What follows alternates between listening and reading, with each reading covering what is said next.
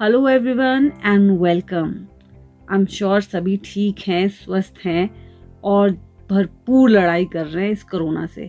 I wish जल्द से जल्द ये बीमारी जाए और हम सब वापस अपने स्कूल्स और क्लासरूम्स में इंजॉय करें स्टडीज़ को। बट टिल देन, जब तक सिचुएशंस नॉर्मल नहीं हो जाते हैं, हम यहीं पे कंटिन्यू करेंगे। और आज जिस टॉपिक के ऊपर हम बात करेंगे वो हैं हमारे models. Let us first talk about the meaning of the word model. The dictionary meaning of the word model is a helping verb, or you can say an auxiliary verb, which again means the helping verb. Language जो होती है वो हमेशा use नहीं की जाती है कि सिर्फ इंफॉर्मेशन एक्सचेंज हो, कुछ सिंपल स्टेटमेंट्स हो, कुछ क्वेश्चंस हो. Sometimes we want to make requests.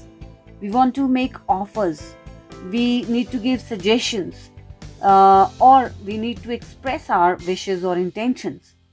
And we may want to be at times polite or tactful, or to indicate our feelings about what we are saying. So इन सब चीज़ों के लिए हमें एक set of words चाहिए होते हैं जिनको हम verbs कहते हैं. और ये वर्ब्स नॉर्मल वर्ब्स नहीं होते, ये ऑक्सिलरी वर्ब्स होते हैं, मतलब हेल्पिंग वर्ब्स होते हैं जिन्हें हम मॉडल्स कहते हैं. और मॉडल्स जो हैं ये ऑक्सिलरी इसलिए कहा जाता है क्योंकि ये हेल्प करते हैं. They are always used with the other verbs. They are special kind of auxiliary verbs. They indicate the speaker's attitude. Speaker का, वक्ता का जो एटीट्यूड है उसको व्यक्त करते हैं. इस तरह के वर्ब्स को मॉडल वर्ब्स कहते हैं. In English grammar there are two types of auxiliary verbs. One is primary auxiliary and the other is modal auxiliaries. In primary auxiliaries the forms of the verbs be, is, am, are, was, were, and the verb do, does, did, has, have, had. Their main work is to act as main verbs and also at times helping verbs. इनका मुख्य काम जो होता है ये दोनों ही सहायक क्रिया के रूप में भी यूज हो जाती है और मुख्य क्रिया के रूप में भी इनको यूज कर सकते हैं. और ये सहायक क्रियाएं टेंस के अकॉर्डिंग, नंबर के अकॉर्डिंग एंड पर्सन के अकॉर्डिंग जो है वो चेंज होती हैं. लेकिन मॉडल ऑक्सिलरीज जो हैं ये सहायक क्रियाएं मुख्य क्रिया की प्रवृत्ति को और अधिक स्पष्ट करती हैं. व्हाट आई मीन टू से is that it clarifies the speaker's attitude.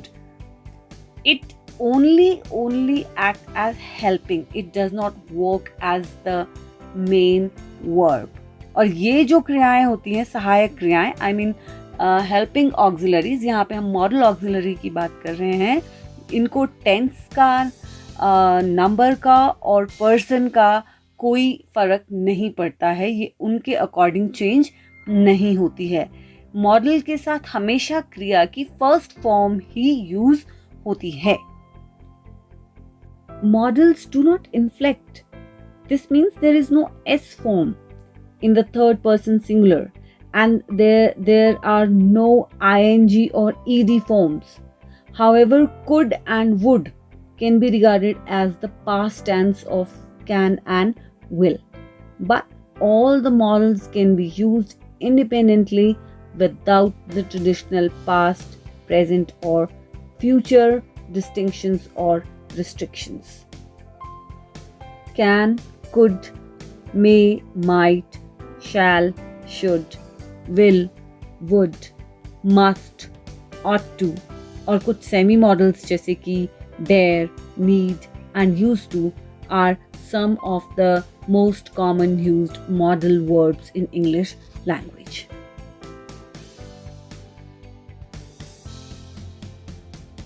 First of all, let's talk about the modal auxiliary will.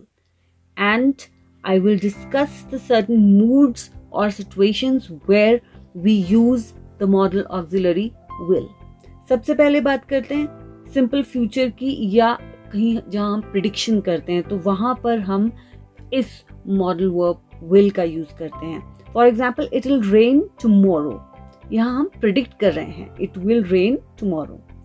Secondly, willingness of the subject है, जहाँ उसकी इच्छा शक्ति, वोलिशन है. जहाँ पर I will do it for you, that means I am willing to do it for you.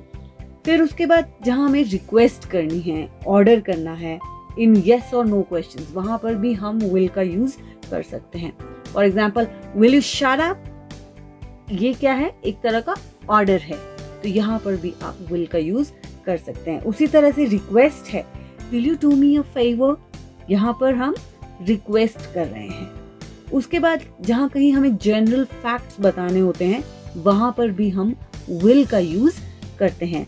For example, oil will float on water, oil will float on water. उसी तरह से किसी की कैरेक्टरिस्टिक हैबिट हो, आदत हो, वहां पर भी हम विल का यूसेज कर सकते हैं. For example, she will sit there for hours doing nothing, मतलब उसकी आदत है वो घंटों वहां बैठती है और कुछ नहीं करती है. Will can also be used जहां कुछ प्रोबेबिलिटी हो, संभावना हो. फॉर एग्जाम्पल, अभी वो शायद घर पर होगा, तो हम कह सकते हैं he'll be at home right now. So it is possible कि वो अभी घर पर होगा. And insistence, जहाँ हम insist करते हैं, stressed will होती है जहाँ पर, वहां पर भी हम modal auxiliary will का usage करते हैं. For example, he will go. तो इस तरह से बहुत सारी situations ऐसी हैं जहाँ पर हम helping verb will का usage कर सकते हैं. टू एक्सप्रेस अजम्पशन और प्रोबेबिलिटी, जहाँ पे हमें संभावना व्यक्त करनी है, कोई प्रॉमिस है, कमांड है, ऑर्डर है, थ्रेट है, या किसी तरह की वार्निंग है, किसी को इनवाइट करना है, रिक्वेस्ट करनी है, वहाँ पर भी आप विल का यूज कर सकते हैं. Now let's talk about the modal auxiliary shall. Shall is used to form future tense, particularly when the subject is I or we. जहाँ पर subject जो है वो I या we हो, वहाँ पर future, simple future express करने के लिए जो है वो shall का usage होता है. Now let us talk about various situations where we use shall. First of all, let's talk about prediction or simple future.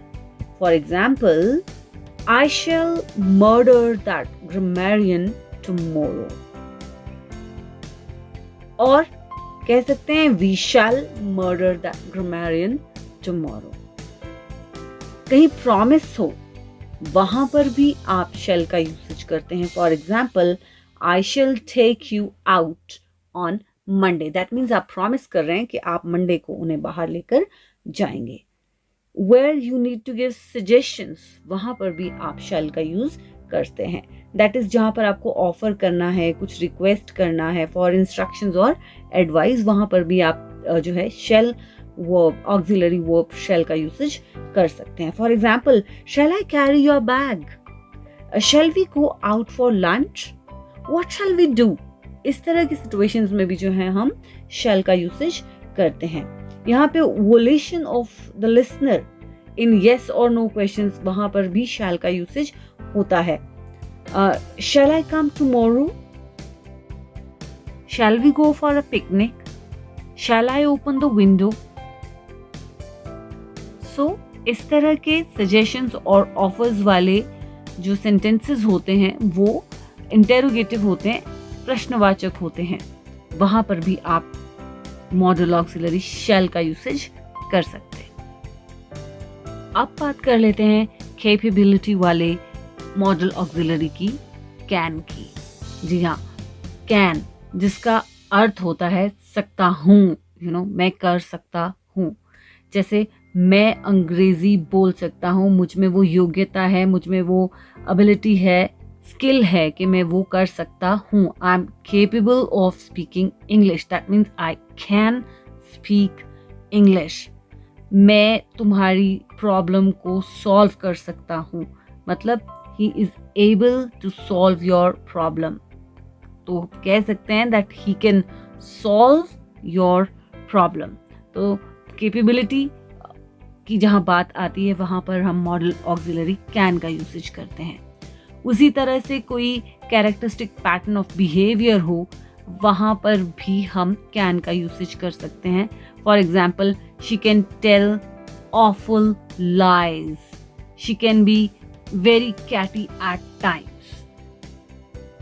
कभी कभी हम परमिशन के लिए भी मॉडल ऑक्सिलरी कैन का यूसेज कर लेते हैं। For example, you can go home, मतलब मैं आपको परमिशन देता हूँ कि आप घर जा सकते हैं। रिक्वेस्ट जहाँ पर हो वहाँ पर भी आप कैन का यूज़ कर सकते हैं। For example, can you do me a favour, यहाँ पर आप इक्वलेंट कर रहे हैं कैन को विल के। Will you do me a favour और can you do me a favour, both ways आप इसको यूसेज कर सकते हैं। उसी तरह से परमिशन, रिक्वेस्ट फॉर परमिशन, वहाँ पर भी आप कैन का यूसेज कर सकते हैं। For example, you can go, तुम जा सकते हो। मतलब क्या हुआ इसका कि you are allowed to go, किसी को परमिशन देना, वहां पर भी आप कैन ऑक्सिलरी का यूज कर सकते हैं। कहीं पर कोई पॉसिबिलिटी है वहां पर भी कैन का यूसेज होता है। For example, smoking can cause cancer, smoking can cause cancer. इस तरह से आप कैन का यूसेज कर सकते हैं। Now let's talk about may, MAY, मे। इसको आप यूज करते हैं जहां पर फैक्चुअल प्रोबेबिलिटी हो, संभावना हो, पॉसिबिलिटी। फॉर एग्जाम्पल, आज वर्षा हो सकती है, it is likely to rain today, it is possible that it will rain today, it will probably rain today. तो जब ऐसी संभावना है तो फिर हम कह सकते हैं it may rain today. It can also be use to seek permission, आज्ञा लेनी हो वहां पर हम करते हैं। अक्सर हम क्लास में जो मोस्ट कॉमन एक सेंटेंस बच्चे यूज करते हैं वो है मे आई कम इन, हाँ जी, क्या मैं अंदर आ सकता हूँ। टू सीक परमिशन, परमिशन लेना। क्या मैं तुम्हारा पेन ले सकता हूँ, may I use your pen. Good wishes हो, ब्लेसिंग्स हो, होप हो, शुभकामनाएं हो, वहां पर भी आप मे का यूसेज करते हैं। I wish you a long life, may you live long, इस तरह के सेंटेंसेस में मे यू लिव हैप्पीली, वहां पर आप मे का यूसेज करते हैं। फ्यूचर इन द पास्ट, जहां कहीं भी फ्यूचर इन द पास्ट की बात आपने करनी हो वहां पर आप मॉडल ऑक्सिलरी वुड का यूज करते हैं। For example, he said he would go the next day, he would go the next day. यहाँ पर आप पास्ट में फ्यूचर की बात कर रहे हैं, means future in the past. उसी तरह से विलिंगनेस जहां पर है वहां पर भी आप वुड का यूसेज करते हैं। For example, I would do that for you. Would have, past time form जहां पर हो वहां पर भी आप वुड यूज कर सकते हैं। I would have done that for you, मतलब I was willing to do that for you. कभी कभी हैबिचुअल यूज पास्ट टेंस में वहां पर भी आप वुड का यूज करते हैं, जैसे यूज टू के लिए होता है, यूज टू अब ऑब्सोलीट हो गया है, वहां पर आप वुड का यूज कर सकते हैं। For example, I would study for 10 hours in my college days. तो इसका मतलब है I use to study for 10 hours जब मैं अपने कॉलेज में था। जहां प्रोबेबिलिटी हो वहां पर भी आप वुड का यूज कर सकते हैं। He would be at home now, मतलब ऐसी संभावना है, इट इज पॉसिबल कि वो अभी घर पर हो। But it shows lack of certainty, ये जरूरी नहीं है कि सच में ही वैसा हो। कहीं पर पास्ट टाइम इंसिस्टेंस आपको बतानी हो वहां पर भी आप वुड का यूज कर सकते हैं। For example, he would act the fool.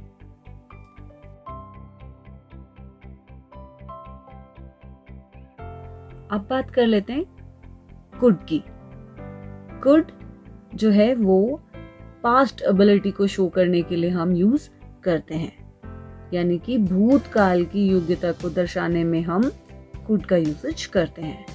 For example, जब वह विद्यालय में था तब वह अंग्रेजी बोल सकता था, मतलब he was able to speak English when he was at school। तो उसकी वो एबिलिटी थी कि वो ऐसा कर सकता था, तो हम कह सकते हैं he could speak English when he was at school। वह मेरी समस्या नहीं सुलझा सका, he could not solve my problem। मैं समय पर नहीं पहुंच सका, I could not reach at time। तो इस तरह के सेंटेंसेस में आप could का यूसेज कर सकते हैं। उसके बाद टू शो लेसर पॉसिबिलिटी, जहां पर कम संभावना हो व्यक्त करने में, वहां पर भी आप could को यूज करते हैं। For example, Ram could be at office, anything could happen. जहां कहीं भी आपको एक्स्ट्रा पोलाइट होना है, रिक्वेस्ट करनी है, वहां पर भी आप कुड को यूज कर सकते हैं। For example, could you accompany me, request for permission, और ज्यादा पोलाइट होना है, could I go out with John मा। इस तरह के सेंटेंसेस में भी हम कुड को यूज करते हैं। कभी कभी एम्प्टी यूज भी होता है with verbs of sensation. For example, I could hear a noise. इस तरह के सेंटेंसेस में हम कुड का यूज करते हैं। अब बात कर लेते हैं मॉडल ऑक्सिलरी शुड की। कहाँ कहाँ पर जो है वो हम मॉडल वर्ब शुड को यूज करते हैं। We use it where we need to give advice और सजेशन, कहीं हमें जब सलाह देनी है। For example, you should take some rest now. It is use to show moral obligation and duty, जहाँ हमें अपना नैतिक दायित्व की बात जहाँ आती है, वहाँ पर भी आप जो है शुड का यूज करते हैं। For example, we should help the needy, the strong should not insult the weak. ये हमारा नैतिक दायित्व है, तो यहाँ पर भी हम मोरल ऑक्सिलरी शुड को यूज कर सकते हैं। Now let's look at these examples. We should go to school every day. Here should talks about the duty. You should not be late for work. In this sentence, there's an obligation that you should not be late for work. You should exercise more often. An advice is given here that you should exercise more often. He should be at the office by now. It is a possibility that he should be at the office by now. If he should see me there, he'll be happy. There is a probable condition which talks about that he would be happy if he should see me. Leave on me, lest you should miss the train. Should is not as strong as must. Must जो है वहाँ पर आपको करना ही है, लेकिन should जो है वहाँ पर आपके लिए वो सही होगा करना। आपको करना ही है ऐसा नहीं, लेकिन आपके लिए वो सही होगा, वहाँ पर आप शुड को यूज़ करते हैं। For example, you should apologise. जब हम बोलते हैं यू शुड अपोलोजाइज, तो इट मीन्स कि it would be good thing for you to apologise. It's good to do, कि आप माफ़ कर दो। लेकिन यू मस्ट अपोलोजाइज, अगर हम ऐसा कह रहे हैं तो उसका मतलब है कि आपके पास अन्य कोई विकल्प नहीं है, you don't have any alternative, you must apologise. तो इस तरह से जो है इन दोनों के बीच में डिफरेंस है, where must is more obligatory than should. Sweethearts, this is all for today. We'll talk about more modal verbs in the upcoming videos. Till then, goodbye, take care, and have fun.